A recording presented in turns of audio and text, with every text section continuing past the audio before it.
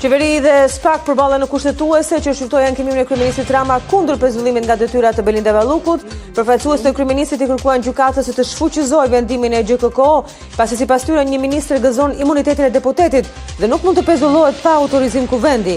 SPAK nga ana tjetër tha se nuk ka shkelje kompetencash, pasi Balluku rrezikon prishjen e provave. Rikthimin e detyrës saj për prokurorinë cënoi marrjen e provave. Balluku nuk ishte e pranishme, por ndoqi seancën nga kuvendi. Kryeministri Rama në kuvend tha se nuk ishte në Davos, aty ku Trump mbulosi marrëveshjen për themelimin e bordit të paqes. Rama tha se qëndroi në Shqipëri duke pritur në takim vajzën e presidentit Ivanka Trump. Opozita ndërkohë kundërshtoi procedurën duke u shprehur se duhet të ishte presidenti Begaj përfaqësues dhe jo Rama. Presidenti e Kosovës Vjosa Osmani tha se 18 lider botror të tjerë hodhën firmën krah presidentit Trump duke shpallur krijimin e bordit të paqes, që sipas kreut të SBA-ve do të ketë një rol më të gjerë për paqen në Gaza, por do të bashkëpunojë me OKB-n. Të nderuar teleshikues, përshëndetje, ne fillojmë me lajmet. Për 4 orë me radhë në gjykatën kushtetuese u zhvillua seanca për pezullimin nga detyrat të zëvendës kryeministres Belinda Balluku. Përfaqësuesit e qeverisë kërkuan nga kushtetuesja që të pranojë kërkesën e tyre dhe të mos lejojë pezullimin e një antari të Këshillit të Ministrave.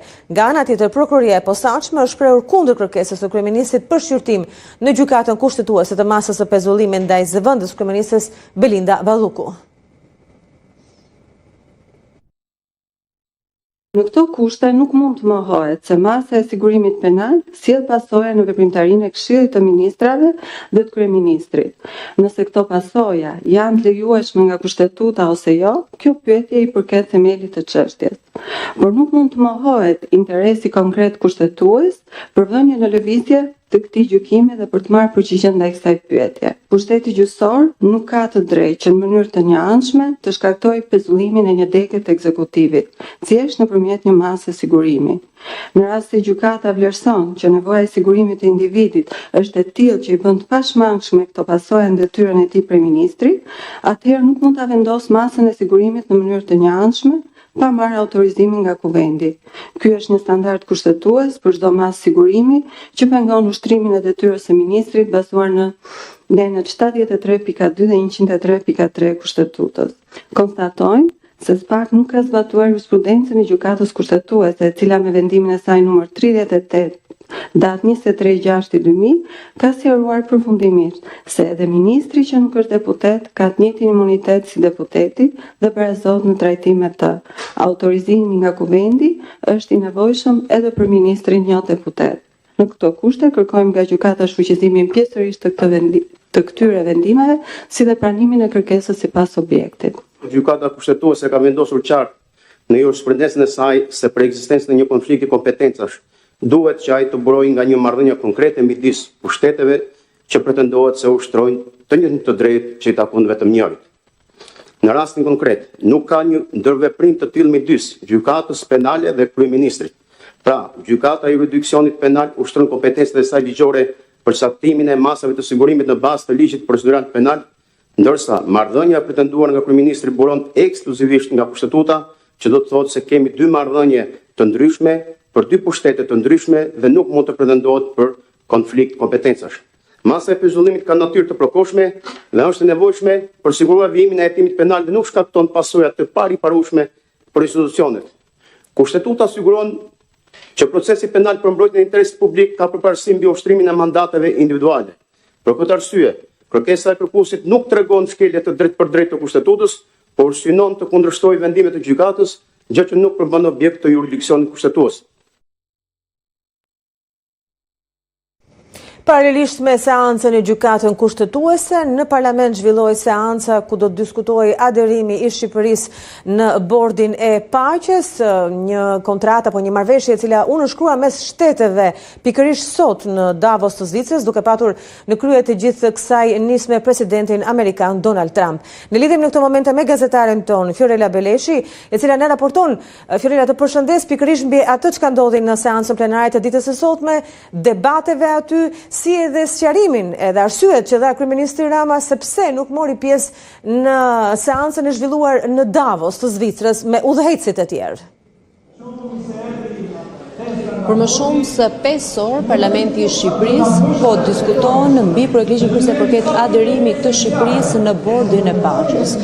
Duhet ta nënvizojmë faktin se si të majtë të ashtu të djatët janë dakord me aderimin e Shqipërisë në bordin e paqes, por palët ndahen përse përket një vendimi të marrë nga ana e qeverisë shqiptare dhe të mbështetur nga ana e socialistëve në sallë, përse përket emërimit të zotit Rama në projekt vendim, që të jetë kryeministri Edi Rama me emër të përveshëm në projekt vendim. Nga ana e demokratëve thuhet që nuk duhet që të jetë emri i zotit Rama, por të jetë vetëm emri i Shqipërisë të përfaqësohet nga kryeministri i Shqipërisë, pavarësisht se fillimisht kishin edhe një amendament që të ishte presidenti i Republikës ai përfaqësuesi i Shqipërisë në këtë bord, dhe nga ana tjetër vetëm nëse presidenti i Republikës jepte autorizim apo përfaqësueshmëri kryeministrit, atëherë të shkonte kryeministri. Këto hate kanë kaluar socialistët pasi mbrëmjen e dieshme presidenti Bajram Bega i ka dhënë plot fuqishmërinë, autorizimin e zotit Rama për ta përfaqësuar Shqipërinë në bordin e paqes nëse presidenti amerikan Donald Trump, por nga ana tjetër u rrëzua fakti apo kërkesa e demokratëve në komisionin e jashtëm që të hiqe emri përveshëm i zotit Rama për të mbetur vetëm kryeministri i Shqipërisë. Duke referuar këtyre mosmarrëveshjeve të para, edhe zoti Berisha, edhe deputetët e tjerë të Partisë Demokratike e kanë bërë me dije se janë pro aderimit, por nga ana tjetër nuk kanë lënë gjatë kësaj seance pa përmendur dhe pa përdorur furtorën e parlamentit për të bërë të gjitha akuzat ndaj zotit Rama dhe ndaj anëtarëve të tjerë të qeverisë dhe mazhorancës, dhe me akuzën që zoti Rama po personalizon ftesën e ardhur nga presidenti amerikan Donald Trump, pasi sipas tyre nuk është një ftesë në mënyrë nominale për Edi Rama, por është një ftesë për Shqipërinë. Zoti Rama është pyetur nga demokratët në sallë se pse nuk ishte në Davos ditën e sotme për të marrë pjesë në ceremoninë e nënshkrimit dhe të themelimit të bordit të paqes, ku ishte i pranishëm edhe presidenti amerikan Donald Trump, nga ana tjetër edhe liderët e tjerë të cilët firmosen dhe presidentja e Kosovës. Zoti Rama duke përdorur edhe takimin që ka patur ditën e djeshme me vajzën e presidentit amerikan Ivanka Trump, tha që mes vajzës dhe babait zgjodha ftesën e vajzës, por me lejen e babait, pavarësisht se duhet themi që takimi në Davos ishte ditën e sotme, ndërkohë takimi me vajzën e Donald Trump, kryeministri Rama ka kryer ditën e djeshme, ku edhe ka dërguar me të në një nga restorantet në Florë. Por ajo se çfarë zoti Rama ju përgjigj edhe të gjitha akuzave që bëra, duhet themi gjatë këtyre ditëve ndaj tij, por edhe në rrjetet sociale apo në media sociale, ku tha që unë do të shkoj në Amerikë, por me ironi, duke ironizuar të gjithë kundërshtarët e tij që nuk do të shkoj për të dhënë llogari përpara prokurorisë federale, por do të shkoj në shtëpinë e Bar edhe me votën tuaj, duke referuar qëndrimit pozitiv që kanë demokratët për të votuar aderimin e Shqipërisë në bordin e paqes, për të ulur si të barabartë në shtëpinë e Bar për sa përket bordit të paqes. Nuk dha një datë, por lajmëroi që do të ketë një vizitë në Shtetet Bashkuara të Amerikës dhe sipas tij me një ftesë nga shtëpia e Bar për qenë i pranishëm në bordin e paqes për pa një datë të caktuar.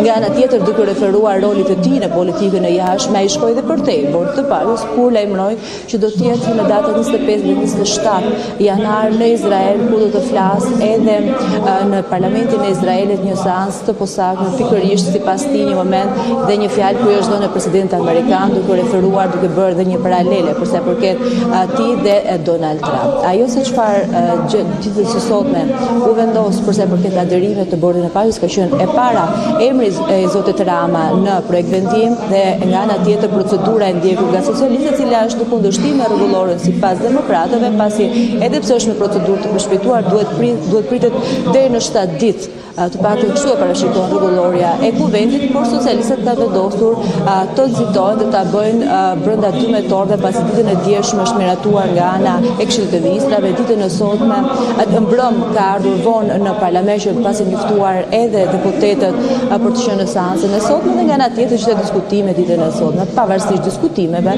duke që finalizimi do të jetë me votën e pakicës dhe shumicës në parlament për aderimin e Shqipërisë në bordin e paqes, edhe me emrin pavarësisht këmbguljes së demokratëve për të mos qenë emri i zotit Rama në këtë projekt vendim, tashmë ato do të jenë të detyruar për shkak se, siç e tha zoti Berisha, Shqipëria gjithmonë ka qenë pro Shtetet e Bashkuara të Amerikës kur flitet për sigurinë globale dhe ky bord është pikërisht një moment i rëndësishëm jo vetëm për Shqipërinë, por edhe për të gjithë botën, duke referuar në kontekstin ku zhvillohet. Por nga ana tjetër, përveç së bordit të paqes, parlamenti gjithmonë qëndrohet në një foltore ku akuzat e ndërsjellta shfaqen dhe shpalosen nga të gjitha palët. Madje duke thënë, duke bërë të qartë zotit Rama sipas demokratëve që kjo ftesë dhe takimi me Ivanka Trump nuk do ta shpëtoj atë nga drejtësia dhe nga rënja, dhe nga ana tjetër edhe zoti Rama i përgjigj kur i thashë mos e lini pas dore non gradën, duke referuar edhe pretendimit të disa demokratëve që non grada zotit Berisha do të ishte nga Shtetet e Bashkuara të Amerikës, por zoti Rama ja kujtoi edhe një herë të mësotme, duke pasur si kundërpërgjigje ndaj demokratëve dhe ndaj vetë zotit Berisha. Fyela, unë të falenderoj për raportimin e ditës së sotme, të falenderoj edhe për punën edhe në vazhdim punë të mbarë deri në përfundim të seancës. Mirupafshim. Ndërkohë të nderuar shikues, ne vazhdojmë të flasim për bordin e paqes, pasi presidenti amerikan Donald Trump shpalli në Davos krijimin e tij, që siç tha pas luftës në Gaza do të marrë rol më të gjerë, por se do të bashkëpunojë me OKB-n. 19 lider dhe përfaqësues të shteteve, përfshirë presidenten Osmani të Kosovës, morën pjesë në ceremoninë e nënshkrimit, ndërsa ashtu siç na raportoi edhe Fiorella Beleshi, Shqipëria mungoi. Nuk ishin të pranishëm shumë për liderëve të vendeve demokratike ndërkohë. Në prani të 19 udhëheqësve dhe përfaqësues së shtetesh, përfshirë presidenten e Kosovës Vjosa Osmani, presidenti amerikan Donald Trump shpalli krijimin e bordit të paqes, që siç tha do të fokusohet fillimisht te Gaza, por që më vonë do të marrë një rol më të gjerë. Megjithatë, mes shqetësimeve se organizmi i drejtuar prej tij do të rivalizojë OKB-n si platforma kryesore për diplomacinë globale dhe zgjidhjen e konflikteve, Trump foli për bashkëpunim me Organizatën e Kombeve të Bashkuara. Ai përsëriti pretendimin se kishte zgjidhur 8 konflikte në mandatin e dytë dhe sugjeroi se një zgjidhje për Ukrainën do të vinte shumë shpejt. Lufta në Gaza sipas tij po përfundonte dhe disa zjarre të vogla që digjeshin ende do të shuheshin me lehtësi, siç u shpreh. Do të kemi shumë sukses në Gaza, do të jetë një gjë mrekullueshme për tu parë dhe mund të bëjmë gjëra të tjera. Pasi ky bord të formohet plotësisht, mund të bëjmë pothuajse çfarëdo që duam të bëjmë dhe do ta bëjmë këtë në bashkëpunim me Kombet e Bashkuara. E dini, gjithmonë kam thënë se Kombet e Bashkuara kanë një potencial të jashtëzakonshëm, por nuk e kanë përdorur atë. Trumpi ka bërë ftesë njësër liderëve botëror për t'u bashkuar iniciativës, por deri më tani 35 shtete kanë konfirmuar pjesëmarrjen, përfshirë Turqinë, Egjiptin, Emiratet e Bashkuara Arabe, Bielorusinë, Izraelin, Kosovën dhe Shqipërinë. Shumica e shteteve perëndimore dhe demokratike po hezitojnë të pranojnë ftesën, me Francën, Suedin, por edhe Italinë që e kanë refuzuar. Në ceremoninë e nënshkrimit këtë të njëjtën në Davos morën pjesë ndër të tjerë përfaqësues dhe udhëheqës të Arabisë Saudite, Azerbajxhanit, Armenisë, Indonezisë, Pakistanit, Turqisë, ndërsa munguan liderët e shumicës së vendeve të Bashkimit Evropian. Kryeministri bullgar dhe ai hungarez Viktor Orban ishin të vetmit përfaqësues të bllokut, ndërsa u vure edhe mungesa e Izraelit dhe Palestinës. Ndërkohë presidenti Vjosa Osmani teksa u afrua për të hedhur firmën për bordin e sapo krijuar të paqes, shkëmbeu një përshëndetje të ngrohtë dhe një fjalë të shkurtër me presidentin Trump, ndërsa më vonë kreu i Shtëpisë së Bardhë i shtrëngoi dorën në një tjetër gest miqësor. As kryeministri shqiptar Edi Rama dhe as ndonjë përfaqësues tjetër i Shqipërisë, e cila ka zyrtarizuar pjesëmarrje në bordin e paqes, nuk ishin të pranishëm në ceremoninë e Davosit. Trumpi ka kërkuar edhe Kinës dhe Rusisë të bashkohen bordit, ndërsa anëtarët e përhershëm do duhet të kontribuojnë me $1 miliard. Në fjalën e tij, sekretari i shtetit Marco Rubio lavdëroi bordin e paqes dhe ja atriboi Trumpit meritat për themelimin e tij.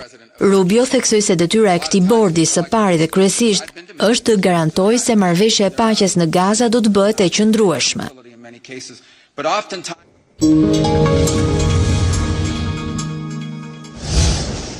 Pronari i resortit ku mbrëmjen e të mërkurës darkoi vajza e presidentit të Shtetet e Bashkuara të Amerikës Ivanka Trump me kryeministrin Edi Rama dhe stafin e arkitektëve kanë ndarë emocionet dhe eksperiencën e veçantë me vizitoren speciale.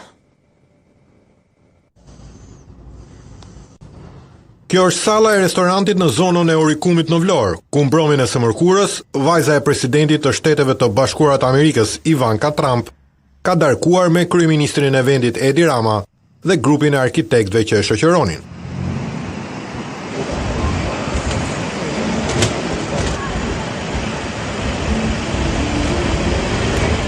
Për pronarin e resortit ku ndodhet restoranti, mbrëmja ishte ndër më të veçantat, ndërsa ka ndarë edhe disa detaje mbi preferencat e shijeve kulinare të Ivankës dhe natyrisht ajo që i ka bërë më shumë përshtypje, thjeshtësia në komunikim e vajzës së njeriut më të fuqishëm në botë. Ishte një kënaqësi e veçantë që të vi e pare botës, domethënë.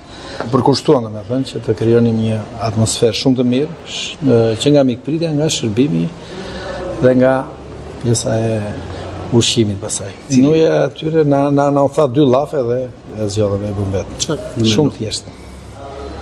3 gjëra, një sallatë jeshile, një pastë zirë edhe një fileto në furr. Ajo të krijonte vetë një atmosferë që të mos lihej fare në siklet. Ishte shumë e thjeshtë.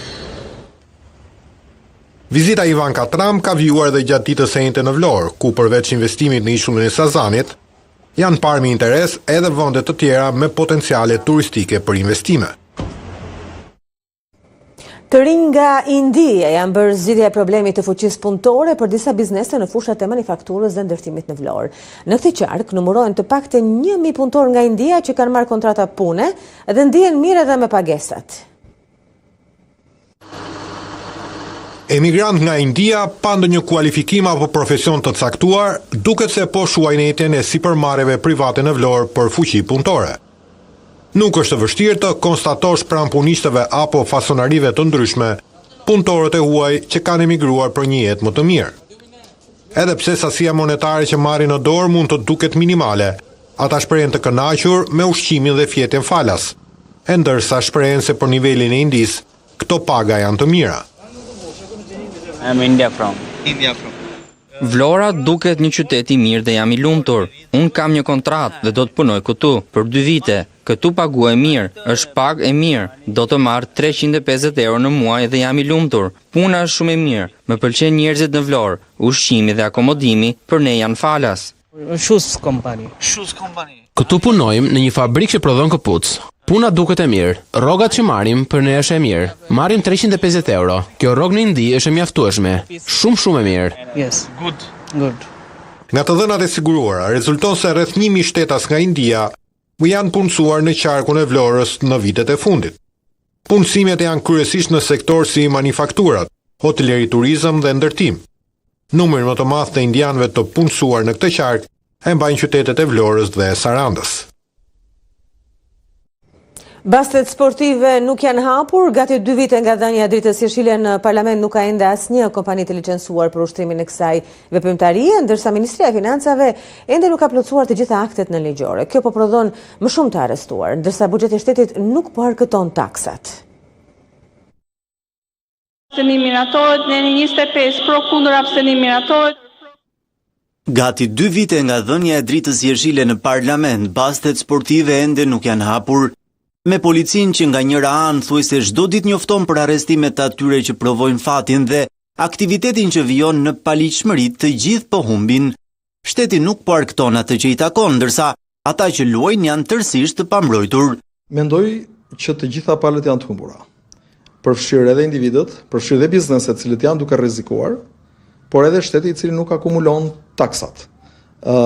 Jemi në një veprimtari e cila për së vërtetës mund të konsiderohet në ves. Nuk flasim për një veprimtari e cila është e shëndetshme për popullatën dhe duhet lejuar apo mbështetur apo stimuluar të lihet e lirë për të vepruar. Nga autoriteti mbikëqyrjes së lojrave të fatit konfirmohet se deri më tani nuk ka asnjë kompani të licencuar për ushtrimin e kësaj veprimtarie, ndërsa Ministria e Financave ende nuk ka plotësuar të gjitha aktet nënligjore. Do të thoja shteti i gjithi, pa përjashtim, flasin vetëm qeveria, duhet të funksionojë për të vendosur një transparencë. Për atë që ka para por të faktohet dhe të lërë gjurmë, le të vazhdoj këtë lloj veprimtarie dhe të lozi. Po për ata të cilët nuk i kanë mundësi dhe janë kthyer në problem për familjet e veta të mund të funksionojë bllokimi i tyre, të mos ketë të lejohen të lozin pa u vërtetuar kush është duke lozur dhe me çfarë parash është duke lozur. Por njëkohësisht ata subjektet që do të jenë në këtë biznes dhe veprimtari do të jenë më korrekt në përfitimet e tyre dhe transparente. Me ndryshimet e miratura ligjore për të luajtur baste sportive online, qytetarët do duhet të regjistrohen me anë të kartës së tyre të identitetit në faqet web. Gjithashtu, do të krijohet një regjistër elektronik që do të ndalojë të luajnë ata që kanë varësi apo probleme të tjera me lojrat e fatit. E në një kohë që bastet sportive tashmë vetëm online, pritet bëhen legjitime numri lojtarëve të varur nga lojrat e fatit po zgjerohet. Flasim për një lloj aktiviteti dhe veprimtarie e cila për shumë familje është kthyer problem jete dhe të buxhetit familjar të rënduar, por edhe të problemeve të tjera të cilat mbartin dhe krijojnë probleme sociale. Si tillë, rregullimi përmes ligjit dhe bazës rregullatore do të ishte i domosdoshëm dhe urgjent, pse jo edhe kufizimet. 5 vite nga fundi i marrëzisë, nismës së qeverisë që uli çepenat e mbi 2000 pikave të basteve në gjithë vendin, pas më shumë se një viti diskutimesh, Parlamenti dha dritën jeshile shkurtin e vitit të shkuar aktit final të rikthimit të lojrave sportive.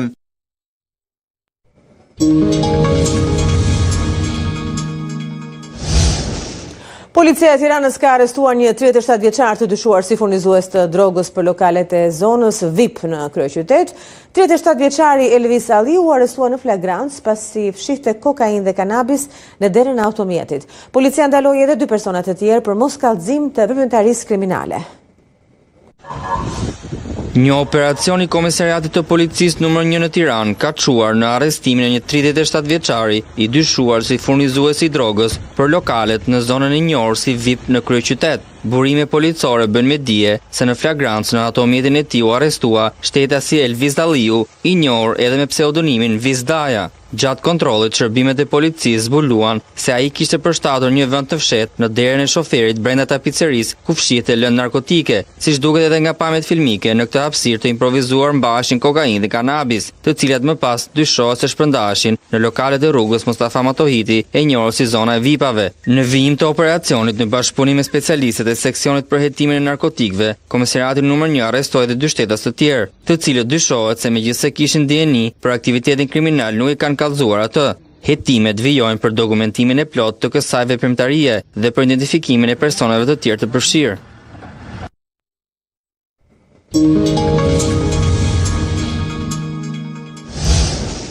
Komiteti për punët e jashtme të Kongresit Amerikan votoi për të çuar përpara një projekt ligj që i kërkon sekretarit të shtetit të përgatisë një raport gjithëpërfshirës lidhur me pretendimet për diskriminim të shqiptarëve në luginën e Preshevës. Deputeti i vetëm shqiptar në Serbi, Shejp Kamberi, e quajti këtë kurorëzimin e suksesshëm të një betejë të gjatë. Çështja e diskriminimit të shqiptarëve në Serbi shkon në Departamentin Amerikan të Shtetit. Antarët e Komitetit për Punë të Jashtme të Kongresit Amerikan votuan të mërkurën për të çuar përpara një projekt ligj i cili kërkon sekretarit amerikan të shtetit të përgatisë një raport gjithëpërfshirës lidhur me trajtimin e pakicave etnike në Serbi, posaçërisht të shqiptarëve etnik në luginën e Preshevës. Projekt ligji sponsorizuar nga kongresisti republikan Keith Self u miratua me 43 vota pro, 3 kundër dhe asnjë abstenim. Pasi të kaloj shurtimin e plot, ky projekt ligj do t'i dërgohet për votim të gjithë dhomës së përfaqësuesve. Më pas ai duhet të miratohet edhe nga Senati dhe të nënshkruhet nga presidenti amerikan Donald Trump. Projekt ligji kërkon të vlerësohen çështje me rëndësi përfshir pasivizimi i adresave të shqiptarëve, kufizimet në përdorimin e gjuhës shqipe në institucionet publike, diskriminimi në arsim, përfshir mosnjohja e diplomave të Kosovës dhe mungesa e teksteve shkollore në gjuhën shqipe. Shajip Kamberi, përfaqësuesi i vetëm i shqiptarëve në kuvendin e Serbisë, shkroi në Facebook se një betejë e gjatë dhe e drejtë sot është kurorëzuar me sukses. Shtetet e Bashkuara po kërkojnë përgjegjësi ligjore dhe politike nga Beogradi për diskriminim sistematik të shqiptarëve në luginën e Preshevës, thot ai. Kryetaria e Preshevës Ardita Sinani e përshkroi vendimin e komitetit si një mesazh të qartë për Beogradin. Në Serbi jetojnë më shumë se 60.000 shqiptarë, të cilët përbëjnë pakicën e 4 më të madhe atje, sipas regjistrimit të fundit të popullsisë në 2022. Të nderuar teleshikues, ne këtu kemi përfunduar. Për zhvillimet më të fundit na ndiqni në faqen tonë të internetit @2cn.com. Faleminderit për vëmendjen.